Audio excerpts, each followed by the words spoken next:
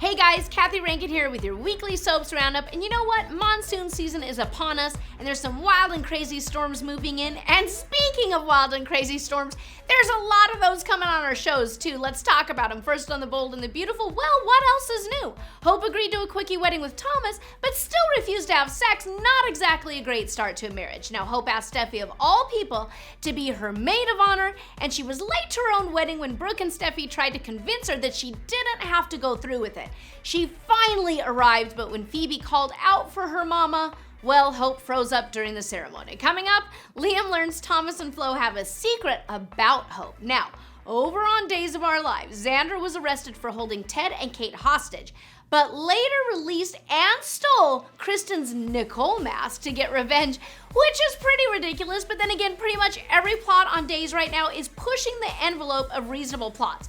And it gets even better when Kristen was forced to dress up as Susan Banks and as such tried to seduce a disgusted Brady. After talking with Jennifer, Jack realized he needed to get his memory back and told Eve he was gonna take Rolf's experimental serum, and Ted and Hope shared a kiss, and she agreed to go on a date with him.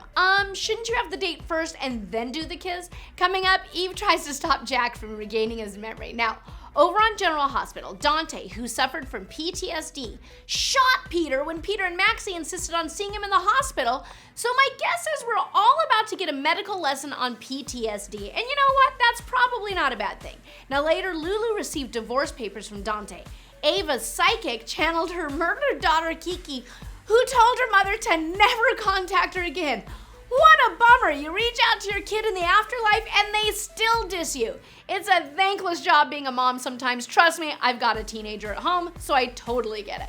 Shiloh, who made bail, vowed to be clear of the charges against him and gained custody of his son, and Drew began to wonder why Shiloh is so invested in his not remembering their past together. Coming up, Ava seeks out a second opinion. Now, on The Young and the Restless, Chelsea lashed out at Adam and refused to let him get his hands on Connor.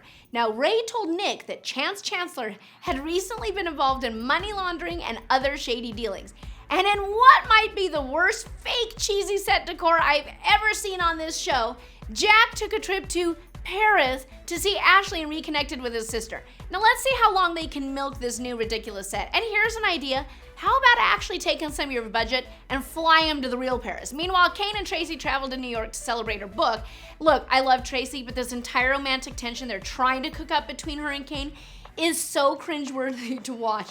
No one I know wants to see this hookup. I have to cover my eyes when they kiss, and whoever decided it was a good idea to put these two together should be fired. Now, after thwarting Kevin's attempt to blackmail Adam, Michael offered to make a deal with the Newman. Coming up, Michael follows through with a threat. That's it for this week, you guys. We'll see you next time on the Weekly Soaps Roundup.